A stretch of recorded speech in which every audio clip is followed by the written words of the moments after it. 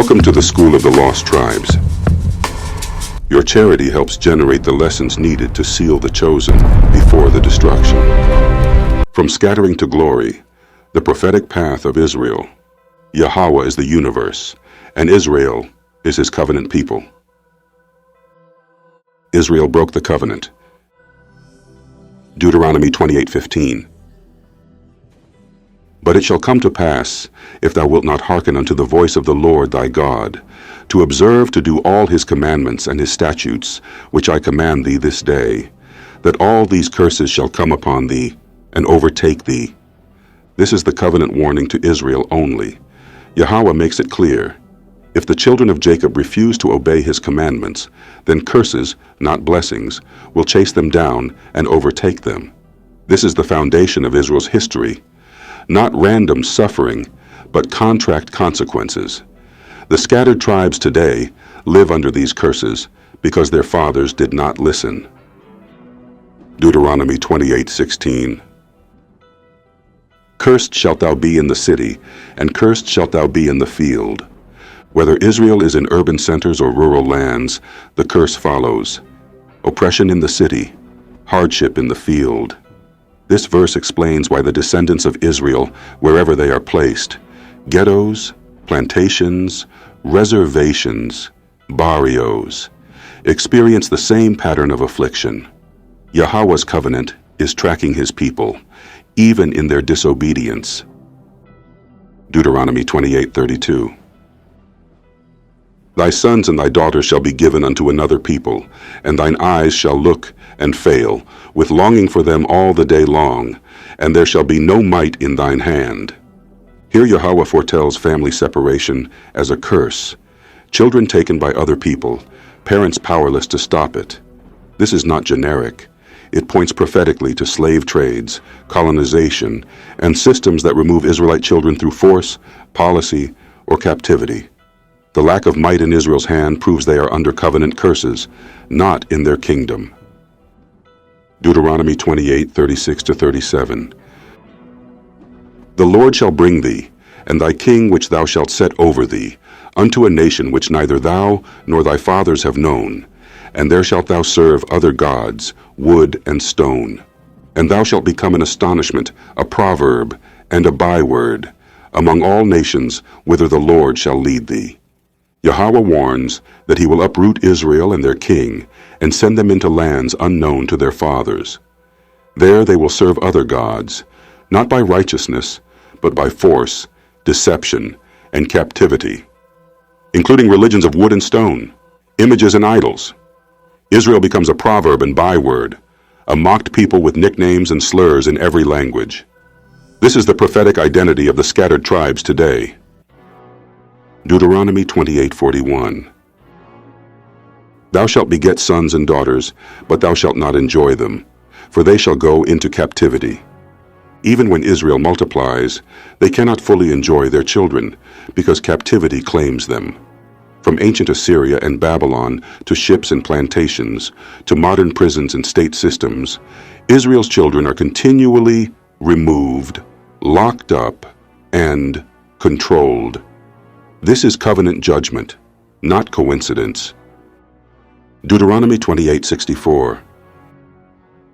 And the Lord shall scatter thee among all people, from the one end of the earth even unto the other, and there thou shalt serve other gods, which neither thou nor thy fathers have known, even wood and stone. Israel would not simply be conquered once, they would be scattered among all people. This global scattering is what makes the lost tribes disguised among the nations. Wherever they go, they are pushed into idolatry, serving religions, symbols, and customs their fathers never knew. This explains why the true Israelites today often don't know who they are. They were scattered and reprogrammed. Deuteronomy 28:68. And the Lord shall bring thee into Egypt again with ships, by the way, whereof I spake unto thee. Thou shalt see it no more again. And there ye shall be sold unto your enemies for bondmen and bondwomen, and no man shall buy you. Egypt again with ships refers to a house of bondage, a new slavery reached by sea. The Israelites would be sold to their enemies as male and female slaves, with no human redeemer. This aligns prophetically with the transatlantic slave trade and other forced removals of the true Israelites. This is the scattered condition from which Yahweh will later redeem them through Yahweh Shai. Rejection of the Messiah. John 1:11, Luke 19:41-44. John 1:11. He came unto his own, and his own received him not. Yahweh Shai came to his own people, the house of Israel, especially Judah in the land, and they rejected him. This rejection is not universal humanity rejecting a religious figure, but Israel refusing their own covenant king. Their refusal is part of the prophetic path. The same nation that received the law would stumble at the stone of salvation. Luke 19:41. And when he was come near, he beheld the city and wept over it. As Yahweh Shai approached Jerusalem, he wept over the city. He saw not just buildings, but the heart of his people hardened in unbelief. His tears are not sentimental. They are covenant grief.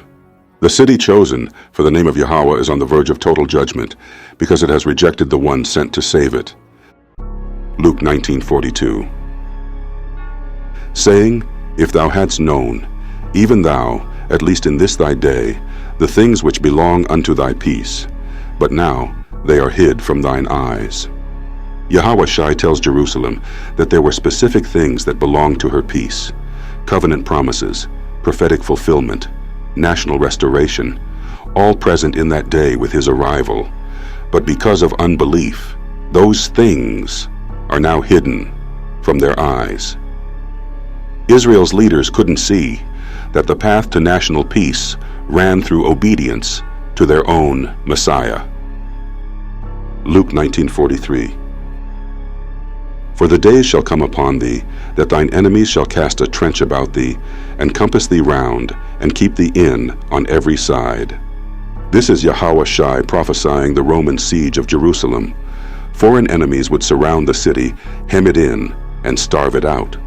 This was fulfilled in 70 AD, when Roman armies besieged Jerusalem, destroyed the temple, and slaughtered many of Judah. This was covenant judgment for rejecting Yahweh Shai. Luke 19:44.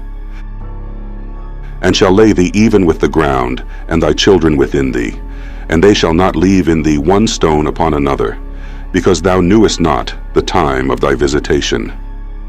The destruction of Jerusalem, city leveled, children killed, stones torn down, happens because thou knewest not the time of thy visitation. Israel did not recognize that Yahweh himself was visiting them through Yahweh Shai.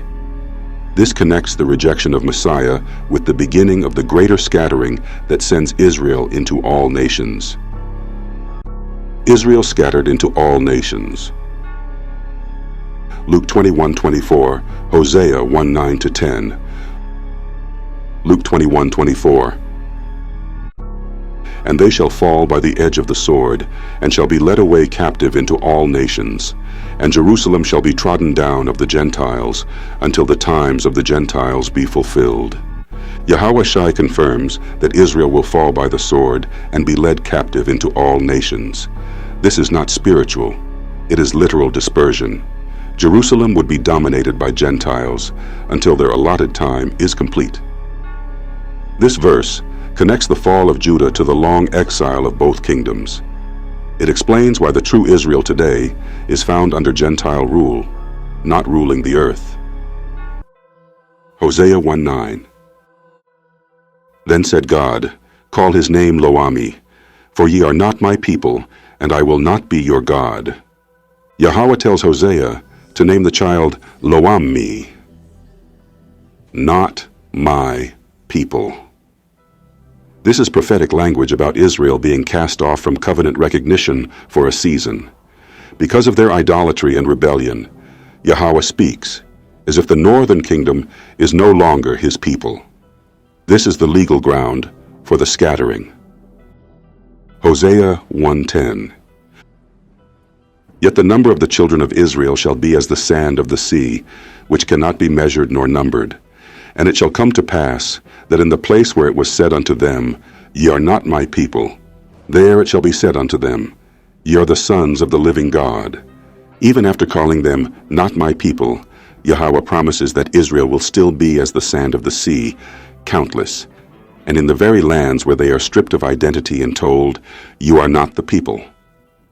Yahweh will one day proclaim, You are the sons of the living God. This is the awakening of the scattered tribes, regaining their identity in lands of captivity. A remnant will awaken and return. Deuteronomy 31-3, Isaiah 10:20-22, Zechariah 13:8-9. Deuteronomy 30 verse 1.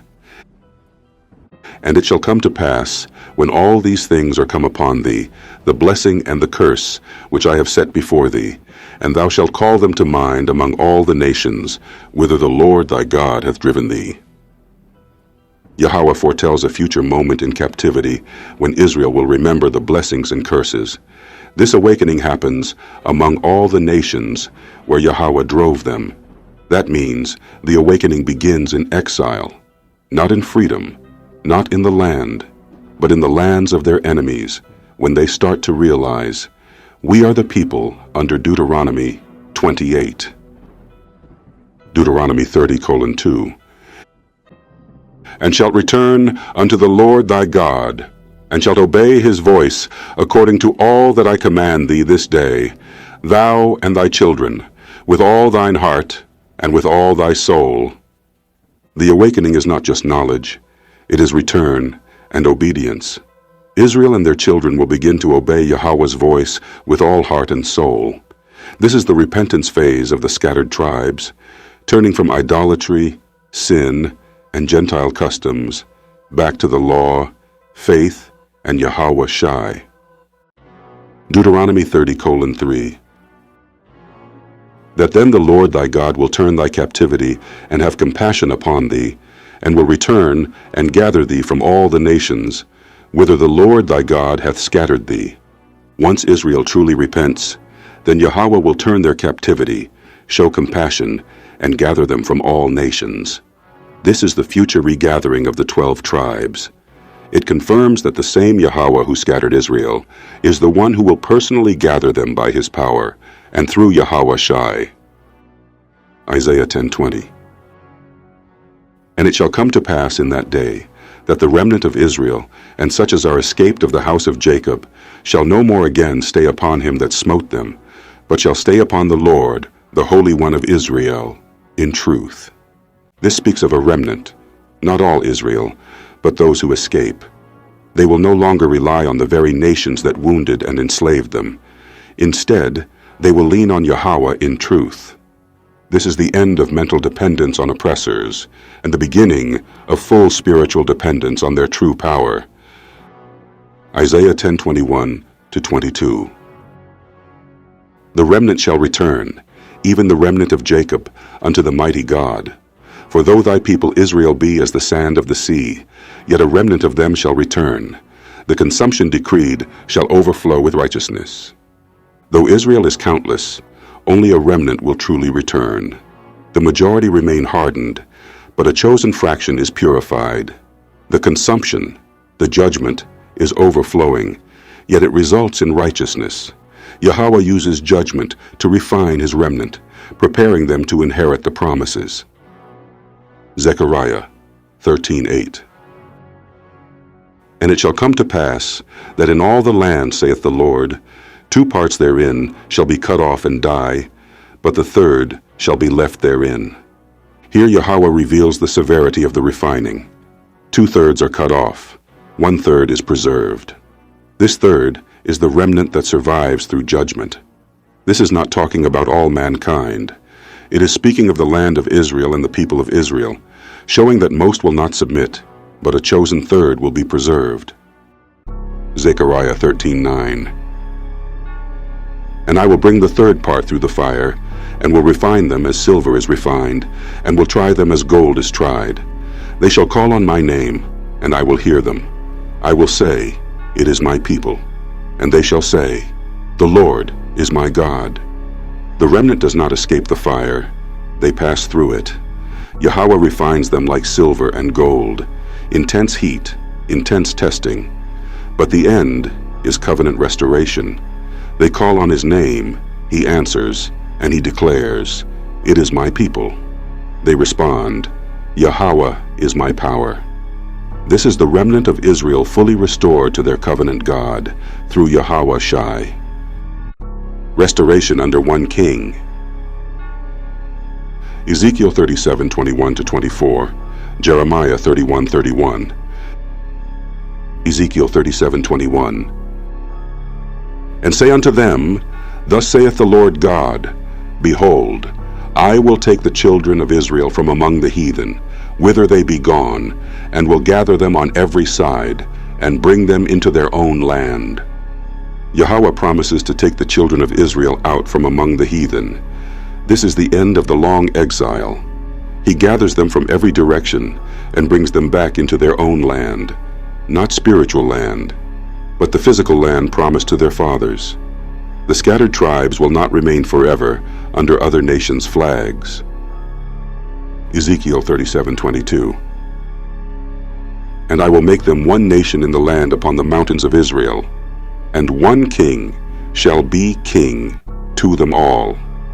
And they shall be no more two nations, neither shall they be divided into two kingdoms any more at all.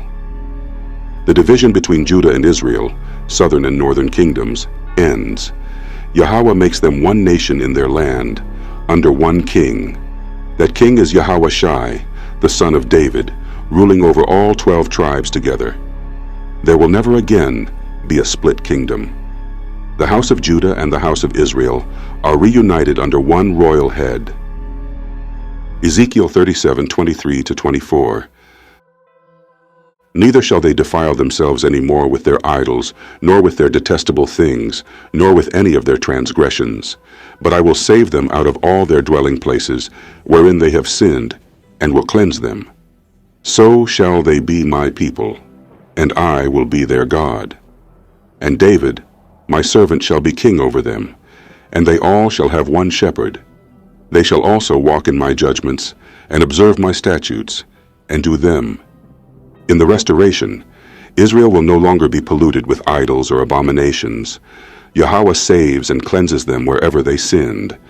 Then the full covenant formula stands. They shall be my people, and I will be their power. David, my servant, points prophetically to Yahweh, Shai ruling as king and shepherd. Under him, Israel walks in Yahweh's judgments and statutes forever. The kingdom is Israelite, holy, obedient, and permanent. Jeremiah 31:31. Behold, the days come, saith the Lord, that I will make a new covenant with the house of Israel and with the house of Judah. The new covenant is not with a mixed group of all nations. It is clearly stated to be with the house of Israel and the house of Judah. This is the renewed covenant Yahweh establishes through Yahweh Shai's blood. It does not erase Israel. It restores Israel. The scattered tribes, once cursed and rejected, become the people of a new, unbreakable covenant written in their hearts. Summary. From scattering to glory. Israel broke the covenant and fell under Deuteronomy 28 curses. Israel rejected Yahweh Shai, bringing judgment on Jerusalem and starting a deeper scattering. Israel was scattered into all nations, lost identity, and was called not my people. Yet a remnant awakens, remembers the covenant, repents, and is refined by fire. Yahweh gathers the 12 tribes, reunites Judah and Israel, and places them back in the land. Under one king, Yahweh Shai, Israel walks in righteousness, and the new covenant is fulfilled with them. This is the prophetic path, from covenant to curse, to scattering, to awakening, to remnant, to restoration, to glory. And every step of it belongs to Israel, from beginning to end. Revelation chapter 4. From scattering to glory, the prophetic path of Israel. Yahweh is the universe. Revelation 4:1. After this I looked, and behold, a door was opened in heaven, and the first voice which I heard was as it were of a trumpet talking with me, which said, Come up hither, and I will show thee things which must be hereafter. This verse introduces a divine vision granted to John, an Israelite, through a door opened in heaven. This is not a generic or universal invitation. It's a prophetic insight specifically for the servant of Yahweh concerning the destiny of the 12 tribes of Israel. The trumpet voice recalls the giving of the law at Sinai, Exodus 19:16, symbolizing Yahweh's covenantal dealings with his people. What follows is not about mankind in general, but about what is hereafter for Israel, especially the scattered remnant. Revelation 4:2. And immediately I was in the Spirit, and behold, a throne was set in heaven, and one sat on the throne. John is taken in the Spirit, meaning the vision is spiritual, yet it reveals real, tangible dominion. The throne symbolizes rulership, and the one sitting is Yahweh, the supreme power over all creation. The throne's presence is a declaration. Israel's Elohim still rules, despite their captivity and dispersion. He is orchestrating the restoration of his chosen nation. The focus here is not a shared reign with the nations, but the authority of Yahweh over his covenant people. Revelation 4:3. And he that sat was to look upon like a jasper and a sardine stone, and there was a rainbow round about the throne, in sight like unto an emerald. Jasper and sardine stones are associated with glory and judgment, and they align with the high priest's breastplate, reminding us of Yahweh's special covenant with Israel, Exodus 28:17-21. The rainbow is a token of Yahweh's promise, Genesis 9:13, and here it surrounds the throne, representing mercy and the surety of his covenant with Jacob's descendants. Though scattered and punished, Israel remains under his covenantal covering. Revelation 4:4. And round about the throne were 24 seats, and upon the seats I saw 24 elders sitting, clothed in white raiment, and they had on their heads crowns of gold. The 24 elders symbolize leadership and priesthood, 12 patriarchs from the tribes, and 12 apostles of the Lamb, united in government. This reflects the regathering of both houses of Israel under Yahwashi. The white raiment signifies their purity, not from personal merit, but from being redeemed Israelites. See Revelation 7:13-14. The crowns represent authority restored to Israel. Yahweh is preparing his people to rule in righteousness. Revelation 4:5.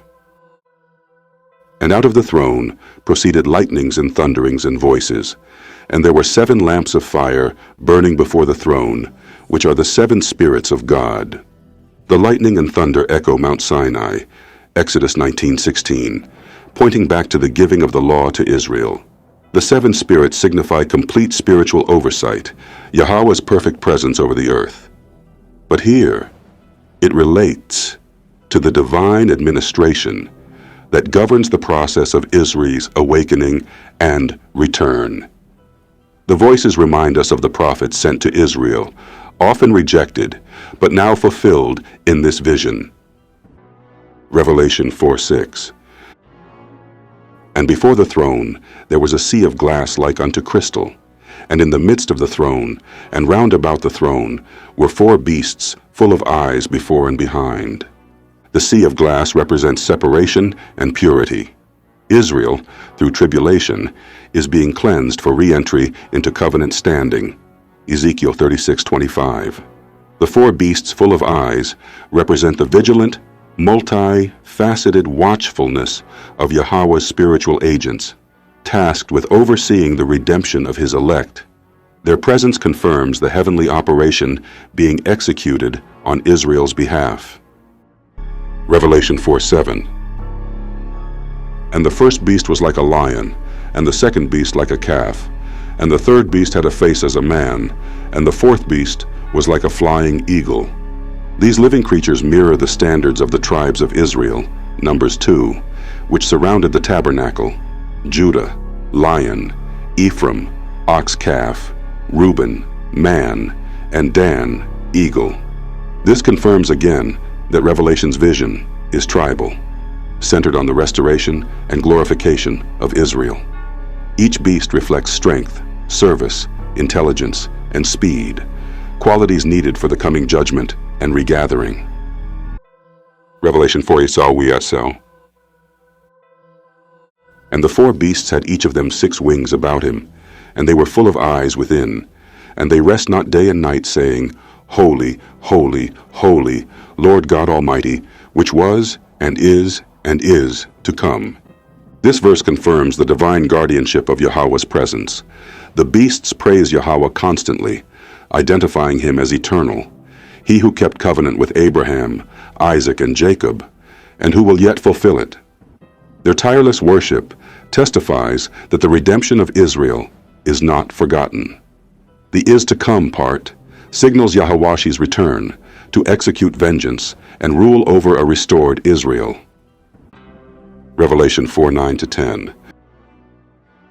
And when those beasts give glory and honor and thanks to him that sat on the throne, who liveth forever and ever, the 24 elders fall down before him that sat on the throne, and worship him that liveth forever and ever, and cast their crowns before the throne, saying, This worshipful act is one of submission. The 24 elders, representing both houses of Israel, acknowledge that all rulership and glory belong to Yahweh. They cast their crowns, meaning they rule under his authority, not independently. This scene prefigures the establishment of the kingdom where Israel, though ruling the earth, Revelation 5:10, remains subject to the Most High. Revelation 4:11. Thou art worthy, O Lord, to receive glory and honor and power, for thou hast created all things, and for thy pleasure they are and were created. Yahweh is praised as the creator of all. But in the context of this vision, the focus is on Israel, his elect portion, Isaiah 44:1-2. All things, including the nations, serve his greater purpose, which is to glorify himself through the redemption of the children of Jacob. This verse confirms that Yahweh alone is the universe's rightful ruler, and everything created, including Israel's trials and eventual triumph, serves his divine plan.